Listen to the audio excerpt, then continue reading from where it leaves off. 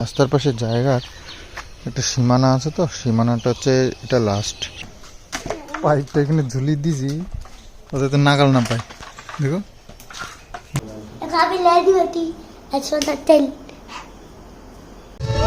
তো ফুচকার স্টল এখানেই দিয়েছে, তো এখানে বউ আছে ফুচকা।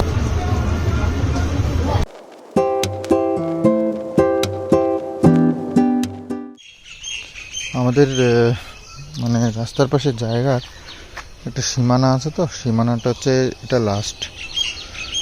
তো এখানটা দিয়ে একটু গন্ডগোল আছে। গন্ডগোল আছে বলতে এই যে পিলার একটা পোতা রয়েছে ওটা হচ্ছে সীমানা। তো আমাদের ওই পর্যন্ত আমরা মানে আমাদের এটা সীমানা বানানো ছিল। ওই গাছ টাছগুলো দেখতে হচ্ছে লম্বা গাছ, ওইগুলো আমরা লাগিয়েছিলাম। তো এখন ওই আমিন আসে না জমি জায়গা মাপার জন্য, তো এসে এইখানটায় ওদের খুঁটি পুঁতে গেছে, মানে এই পর্যন্ত নাকি ওদের জমি। তো এই সিধা গিয়ে অনেকটা আর কি ঢুকে গেছে আমাদের ভেতরে। তো কি জানি কখন কি মাপ আসে, এক একজন মাপতে আসে এক এক রকমের। তো যাই হোক আমাদের সীমানার মধ্যে ঢুকে গেছে, এটা ছেড়ে দিতে হবে ওনাদেরকে। তো এই বাঁশ ঝাড়টারগুলো ওই সীমানার মধ্যে পড়েছে, তো এই বাঁশ ঝাড় এগুলো সব কেটে দিতে হবে। তো এখান থেকে আমাদের সীমানা শুরু। আর মোটামুটি দেখো এই যে সামনে ভোট আসছে, আমাদের পাঁচিলগুলোতে এই দেখো কীভাবে সব লিখে দিয়ে গেছে পুরো পাঁচিলে। আর এটা আমাদের ঘরের সীমানা শেষ করে ওই দিকটা, তারপরে আমাদের পুরনো বাড়ি। দেখো একটা ফুল গাছ, এই ফুল গাছটায় বেশ ভালো ফুল হয়। এই গাছটায় এই ফুল দিয়েই আমরা পুজো টুজো করি, পাড়ার লোকও আসে নিতে। দুটো পাশাপাশি, এটা টগর, নর্মাল টগর, একটা মানে ডবল টগর না কি বলে ওইগুলো, অনেকগুলো পাপড়ি হয় ওগুলোতে। তো সীমানা আমাদের এখান থেকেও আরও আগে গিয়ে, এটা হচ্ছে দাদুর ঘরটা পুরনো। আর মা আম কুড়াচ্ছে এই গাছটা, এটা আমাদের সীমানা লাস্ট। এই যে এই সিধা এই জায়গাটা আমাদেরও ছিল, কিন্তু এই কাকিদের যাওয়ার রাস্তা ছিল না, আমরা ওনাদের কাছে বিক্রি করেছিলাম আর কি। তো একটু কম হয়ে গেছে এই পর্যন্ত। এই আম গাছটা অনেক বড়, এটাই সব থেকে বড়। আর এইরকম বড় আম গাছ এখন আর দেখা যায় না, কারণ এখন তো কলমের গাছ হয়ে গেছে, সব কলমের গাছগুলো ছোট ছোট হয়।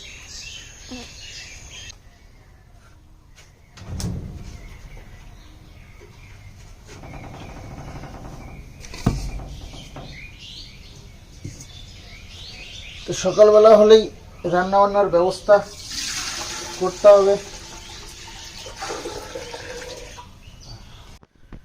আর আমাকে চিনতে কোনো অসুবিধা হচ্ছে না তো? না হলেই ভালো। কালকে বলতে একটা কামড় দিয়েছে এখানটায়, দেখো পয়েন্ট হয়েই গেছে একটা। তো চোখটা একটু ফুলে গেছে, এই সাইডটা একটু ফোলা ফোলা মনে হচ্ছে। তো আমাকে চিনতে পারছো কি না সেটাই আমার কনফার্ম করার ছিল। হয়তো একটু কষ্ট হচ্ছে চিনতে ঠিকই পারবে। এতদিনের চেনা মুখ এত তাড়াতাড়ি ভুলে যাওয়া যায়? তো যাই হোক, মা রান্না করবে, মাকে একটু এই সবগুলো না করে দিলে পারে না, হাতে বুঝতে পারছো ব্যথা। তো যাই, এটা গুছিয়ে দিলাম, এবার আমার নিজের কাজ করতে হবে। ব্লগটা এডিট করে নিয়েছি, তবে বাকি কিছু কাজ থাকে তাও। আর তোমাদের জন্য কমেডি ভিডিওটাও রেডি করব, দেখি আজকেই ছাড়তে পারি কিনা। তো এখান থেকে বাইরের দৃশ্যটা বেশ এরকম লাগে। আর এরকম দোকান ঘর মতন করা হয়েছে যাতে করে বাইরের থেকে হাওয়াটা আসে, তো গরমের দিনে রান্না করতে সুবিধা হয়। এ দেখো কতগুলো এখানে লঙ্কা গাছ টাছ লাগানো আছে না, বোম্বাই লঙ্কাও লাগিয়েছিল মা, তো তাতে বোম্বাই লঙ্কা হয়েছে কি সুন্দর। দেখো এ দেখো এগুলো খুব এরকম বড় বড় হয়, আর লাল লাল হলে ওফ দারুণ ঝাল আর ঘিয়ের গন্ধ করে, দারুণ লাগে কিন্তু খেতে। তো মা খুব ভালো খায়। ওই যে আর একটা আছে, আচ্ছা ওই যে একটা আছে। আরে এই লম্বা লম্বাগুলো কি? ও কালো লঙ্কাও প্রচুর হয় গাছে, বাবা গাছ পুরো ঝাঁকিয়ে যায়। তো দুপুরবেলায় মা রান্নাবান্না করে আসলো, বাবু মাঠের থেকে কাজ করে আসলো, এসে গরমের মধ্যে দেখো নিচে এভাবে শুয়ে থাকতে দারুণ লাগে। তো আমিও সকাল থেকে আজকে আমি এখনও মাঠে যেতে পারিনি, ওই কাজগুলো করছিলাম ঘরে। আর বাবু সকালবেলা গিয়ে কিছু মাটি কুপিয়ে রেখে এসছে, দেখি কী অবস্থা আছে। তো দেখো যতই খাটনির কাজ হোক দুজনে মিলে টুকটাক করে করলে সেটা এগিয়ে যায়, একা খেতে সম্ভব না, এই রোদ্দুর গরম যা। ওই যে আমি একটু জমিতে দেবার আনছি, ওই পারুয়ার থেকে ওটা 115 না 20 টাকা। তো পিসেমশাই এসছে বাড়িতে, আর পিসেমশাও একটু চাষবাসের মধ্যে দিয়ে আছে, তো সেই জন্য বাবুর সাথে ওই সব নিয়ে আলোচনা চলছে। তো একই প্রফেশনের লোক যখন এক জায়গায় হয় তখন একটু আলোচনা হয় ওই সব নিয়ে, তো সেটাই আর কি। তো পুকুরের পাড়ে সেই গোবরগুলো এনে রেখেছিলাম, তার মধ্যে আর জল দেওয়া হয়নি, একটু শুকিয়ে শুকিয়ে যাচ্ছে, তো সেই জন্য বাবু বললো যে জলটা দিয়ে দিতে হবে। তো আমি ওর মধ্যে 2 বালতি জল ঢেলে দিলাম, এবার ওটা নরম হবে আর উপযুক্ত হবে পুকুরে দেওয়ার। তাই তো, ওই লাইট ধরে দেখাবো না বাবা, আমি তো ধরতে পারবো না। ওই লাইট ধরা যায় নাকি? তাই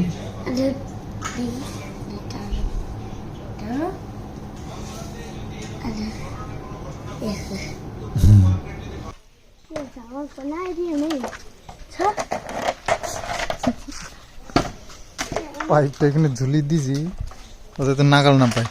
দেখো দেখেছো দেখেছো দেখেছো, পেরিয়ে ছাড়লো।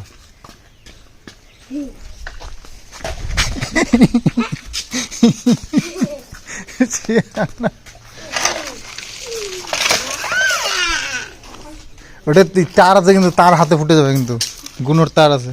তো পিসামশাই এসেছে সাইকেল নিয়ে, এই নতুন সাইকেল। পিসামশাই কিষানুকে আজকে প্রাইভেটে নিয়ে যাবো এই নতুন সাইকেলে করে। হে হে, তুমি উঠেছো কোনোদিন সাইকেল? কোনোদিন? সত্যি কথা বলবো একদম। কখন?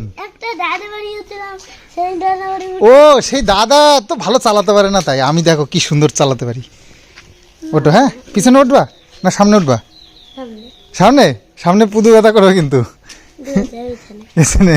কিন্তু পা ফাঁকা করে রাখতে হবে, নাহলে কিন্তু পা ঢুকে যায় কাজ ইয়ের মধ্যে। ওরে বাবা, ড্রিফট মানে আবার বাবা, আমি বাবা ড্রিফট মারতে পারি না কিন্তু। বাইক এখন বের করে দেবে না, গাড়ি গ্যারেজ আজকে খুলিনি, ওই দেখো গ্যারেজ আজকে খোলাই হয়নি। এই দেখো, দেখেছো লক, দেখেছো লকটা খুলে নিলাম। কোনোদিন আমার সাইকেল চাবি লাগে? হ্যাঁ সাইকেল চাবি থাকে, তাই তো, এটাই তো চাবি, এই যে লক।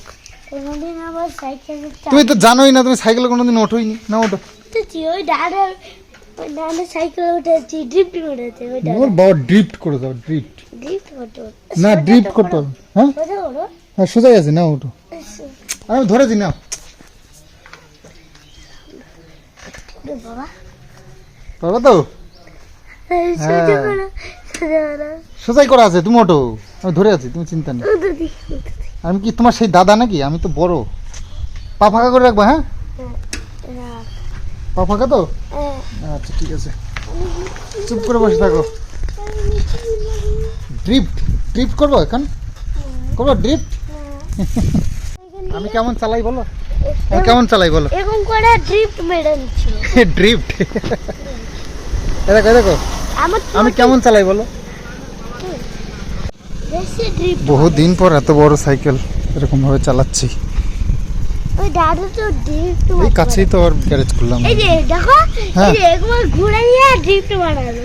আচ্ছা, গরমের দিনে ঠান্ডা জল চায় প্রাণে, কিন্তু ঠান্ডা রোগ থামাই যাচ্ছে। ফ্রিজে জল রাখবা না, তবে বরফ রাখবে, সময় সময় লাগে বলে। তো আমাদের পাড়াতেই রয়েছে একটা বিয়ের নিমন্ত্রণ, একটা ভাইয়ের বিয়ে, তো নিমন্ত্রণ করেছে আমাদের সপরিবারে, তো যেতে হবে সন্ধেবেলায়। তো কিষানুকে আনতে যাচ্ছে এখন। কিষানুকে আনতে গেছিলাম প্রাইভেট থেকে, আর বাবু ওই দিক থেকে এইখানটা ওষুধ দিয়ে সব পুড়িয়ে দিয়েছিলাম, তো আগুন ধরে দিয়েছি। আজকে এসেছিলাম কাজ করতে, বাদর হলো পায়ে লেগেছে, ওরে ছটপট শুরু করে দিয়েছি আমি, এত চুলকাচ্ছিল, মানে এত বিপদে পড়ে গেছিলাম। তো বাবুকে বললাম আর দেরি করা যাবে না, আগুন ধরিয়ে দাও। তো এই যে সব আগুন ধরে দিয়েছে, বাদর হোলায় ভর্তি এখান দিয়ে, এত বাদর হোলা, বাপরে বাপ, আমি ছটফট করছিলাম পুরো। তো আগুনটা ধরে দিলে সব মরে যাবে, তারপরে পরিষ্কার পরিচ্ছন্ন করা যাবে। এগুলো পরিষ্কার না করলে জমি পরিষ্কার ঠিকঠাক করা যাচ্ছে না। দেখো এই গাছটার কী অবস্থা। এই গাছটা সেদিনকে আমরা কাটতে এসেছি বেগো, এর মধ্যে ছিল বলতা, সেই বলতা আমাকে কামড়ে দিয়েছে, বাবুকে কামড়েছে, তো এখনও রয়েছে। তো এই আগুনটা ধরালে হয়তো পালাবে। আমি তো লাঠি ছুঁড়ে মারছিলাম আজকে দুপুরবেলায়, লাঠি ছুঁড়ে মেরে পালাইছি, তারপর ওর দিকে উড়ে চলে গেল 2-3টা অনেক দূরে।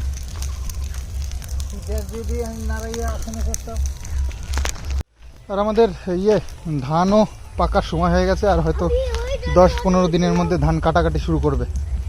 দেখো কি সুন্দর হয়েছে ধান, এই দেখো ধানের সাথে সেলফি। তো ধান খুব সুন্দর হয়েছে, আর 15 দিনের মধ্যেই কাটাকাটি কমপ্লিট হয়ে যাবে মনে হচ্ছে। কিষাণু চলে এসছে পড়াশুনো করে, আর এখান দিয়ে এরকম করা হয়েছে কারণ ওই যে ট্রাক্টর যায় বলে, ট্রাক্টর আমাদের জমিতে ঢোকার মানে খুব সমস্যা, ওই দিক দিয়ে সব ধান টান এটা লাগিয়ে দেয়, এই দিক দিয়ে যেতে যাওয়ার সমস্যা হয় এই ইয়ের জন্য। তো সেই কারণে এই জায়গাটা বানানো হয়েছে স্লোপিং করে। এই যে এই দিক দিয়ে আসবে আমাদের এই, হ্যাঁ এই দিক দিয়ে এসে এই দিক দিয়ে এইখানে নামবে। কি ভাবো তুমি এতদিন? হ্যাঁ তুমি তো ভেবেই পাওনি বলো।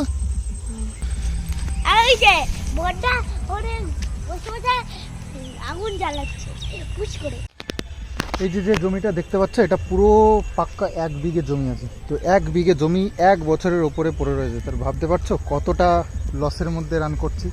এতটা জমিতে 1 বছরে আমাদের প্রায় মানে 8,000 টাকা দেয় বছরে, আর নিজেরা করলে তো বা ভাগে দিলেও তো ধান পাই অনেক। তো সেই সবগুলো সব লস হয়েছে একটা বছর 1 বছরে বেশিই হয়ে যাবে। তো এরকম লসের মুখে পড়তে হয় কখনো কখনো। তো আমরা যে কয়েকটা গাছ বিক্রি করেছি আমাদের জমির এরিয়ার থেকে, কারণ সেই পেয়ে গেছে বললাম না অন্যরা, যে গাছ যে কাকুকে বেচেছি উনি এসছেন ওই টাকা পয়সা মেটাবার জন্য। তো বাবুর বন্ধু উনি, তো এসছে, এটাও বসে আর কি গল্প করছে পুরনো দিনের, বন্ধু বান্ধবের যেসব পুরনো দিনের আগেকার গল্প থাকে সেই সব মনে পড়ে যায় এক বন্ধু আর এক বন্ধুকে দেখলে। তো সেসবই চলছে। তো যাই হোক, গাছগুলো কেটে নিয়ে গেলে তারপরে জমির মাপামাপি আর একটু বাকি আছে, সেটা করে কমপ্লিট করতে হবে। Hello guys. আমি লেডি বেটি আছো না তেল ইরান আবার খবর আছে যে ভারত আর চীন হচ্ছে পুরানো সভ্যতা। তো বিয়ে বাড়ি যাওয়ার জন্য রেডি হচ্ছি আমরা। জামা প্যান্ট সব পরেছি, যাওয়ার আগে জামাটা পরবো, প্যান্ট পরে নিয়েছি। আমিও রেডি হয়ে গেছি, কারণ যা গরম, ঘেমে যাচ্ছি, সেকেন্ডে ঘেমে যাচ্ছি। আমিও রেডি হয়ে গেছি। কিষাণু এই যে রেডি হয়েছে বলতে গয়নাগাটি করেছে, এখন আমি একটু জামা কাপড় পরে বাকি আছে। চেনটা ওকে আমি বানিয়ে দিয়েছিলাম বার্থডেতে, তো সেটা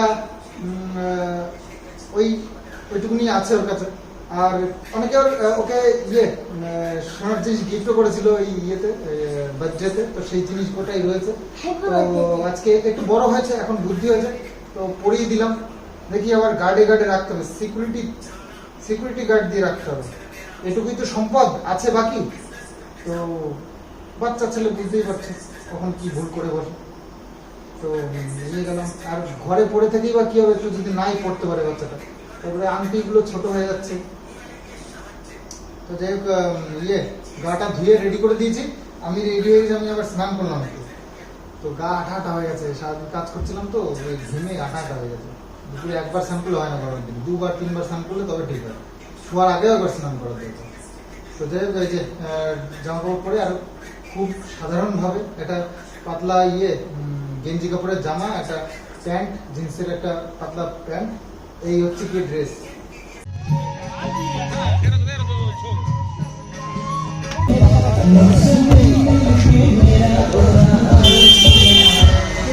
বাবা কিষাণু, ঠাম্মি, দাদা সবাই চলে এসেছে। চলো বাবা।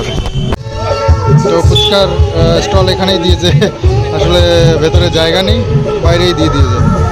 আর এই হচ্ছে অনুষ্ঠান হচ্ছে, আর খাওয়ার জায়গা আবার অন্য জায়গায়। তো এখানে বউ আছে, ফুচকা, চা, কফি সব। বাবুও লাইন দিয়েছে, বাবুও খাবে। তো এই হচ্ছে নতুন বউ। মা আর কাকি দুজনে পাশাপাশি দাঁড়িয়ে একটা ছবি তুলছে, আর আমরা দেখলাম, তোমাদেরকেও দেখালাম। তো কেমন হয়েছে বলো?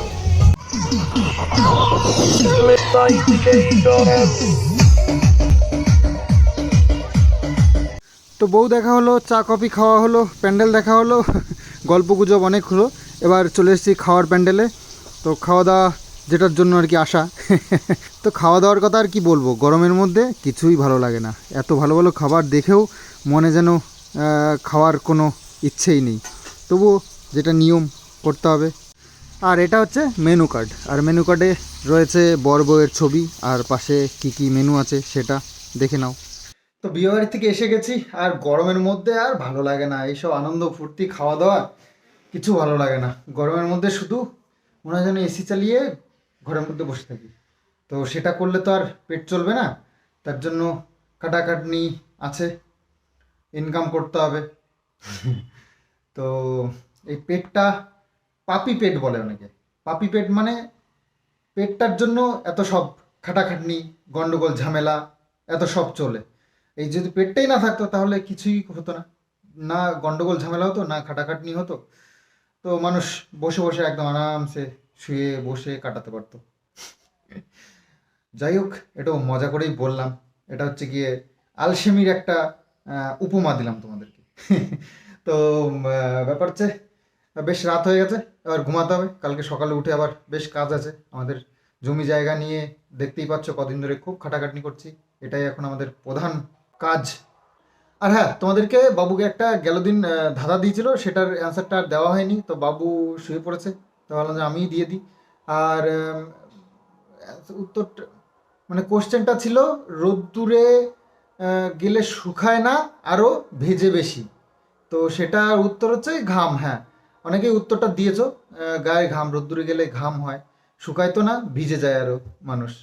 তো যাই হোক, এই হচ্ছে উত্তর। তো নতুন কিছু আমি দিতে পারলাম না আজকে, আগামী দিন তোমাদের জন্য নতুন কিছু থাকবে আশা করছি, বাবু দেবে। তো চলো ভিডিওটা এখানে এন্ড করছি, আগামী দিনে আসছি আবার সুন্দর আরও একটা ব্লগ নিয়ে। তো আজকের মতন চলো, বাই বাই।